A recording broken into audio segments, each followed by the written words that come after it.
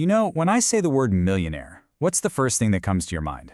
I bet for most of us it's a very specific image, right? One we've seen a million times in movies and on social media. But what if I told you that entire image is basically a myth?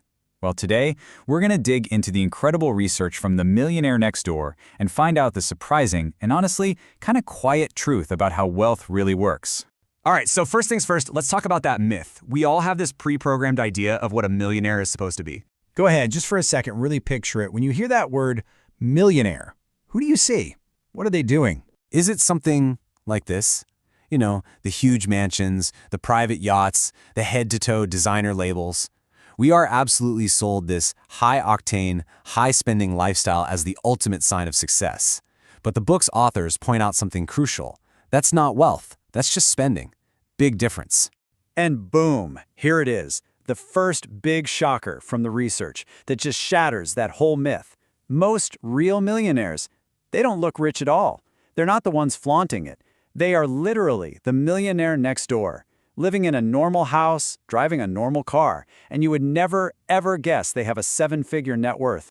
So, if they're not living it up like celebrities, then who are these people? Let's pull back the curtain and really get into the hidden habits of the truly wealthy. Okay, this is probably the single most important distinction we're going to talk about. It is not about how much money you make, it's all about how much you keep. Think about it. A doctor who makes 500 grand a year but spends 500 grand a year on a lavish lifestyle, their actual wealth is basically zero. The real millionaire, on the other hand, is obsessed with their net worth. That's their assets minus their liabilities. And they build that net worth by focusing on two things: investing and good old-fashioned frugality. So who are these folks really?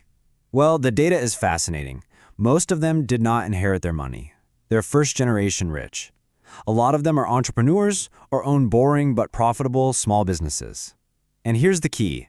Their number one goal isn't to look cool or impress people, it's to achieve financial independence. Their wealth is totally invisible to the outside world because it's tucked away in stocks, bonds, and businesses that are working for them. All right, so that's the who. But now for the really good stuff, the how. How did they actually build that kind of wealth from the ground up? Let's break down the blueprint. It all boils down to one powerful word: frugality. But listen, this isn't about being cheap or depriving yourself. It's about discipline. Pillar number one, they always live well below their means, always. Number two, they look for value and quality, not a fancy logo. And number three is huge. They see their car as a tool. It's just a way to get from point A to point B. It is not a trophy to show off how much money they have. And it's not just how they allocate their money, it's how they allocate their time. This is a game changer. The average millionaire spends way more time actively planning their finances and researching investments than they do shopping or on statusy hobbies. They are playing offense with their money. They're intentionally building their future, not just spending their present. Now, knowing what to do is one thing, but it's just as important to know what not to do. So let's flip the script and look at the big wealth traps that sabotage most people's success before they even get started. The book has this brilliant term for a trap that's so common, especially among the well-off. It's called economic outpatient care, or EOC.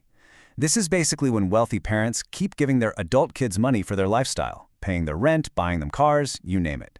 And while it comes from a good place, the result is disastrous. It creates dependency. It teaches them how to spend money, but robs them of the chance to learn how to earn, save, and invest it for themselves. So what do the really savvy millionaire parents do instead of just handing out cash? They pass on their values. They teach their kids about money when they're young. They reward actual hard work and achievement, not just entitlement.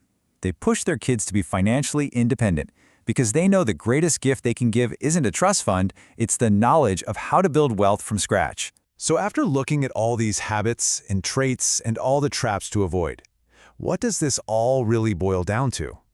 You can actually distill the entire philosophy into one simple, incredibly powerful formula. And here it is. It's beautiful in its simplicity. You take your income, you subtract your spending, and what's left over is your investable surplus.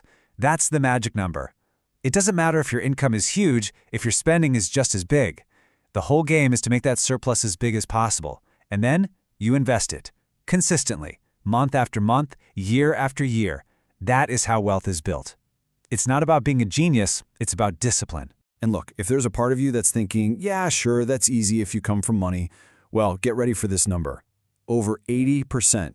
More than 8 out of 10 millionaires studied for this book were first-generation rich. They built it themselves. They didn't get a head start. This just proves beyond a shadow of a doubt that for most people, wealth isn't something you inherit, it's something you create. So, this all brings us to one last really important question. One you kind of have to ask yourself. When you look at your own life, your own daily habits, how you spend your time, what you choose to buy, are you actually building real, lasting wealth? Or are you just building the appearance of it? The answer to that question, well, that could change everything.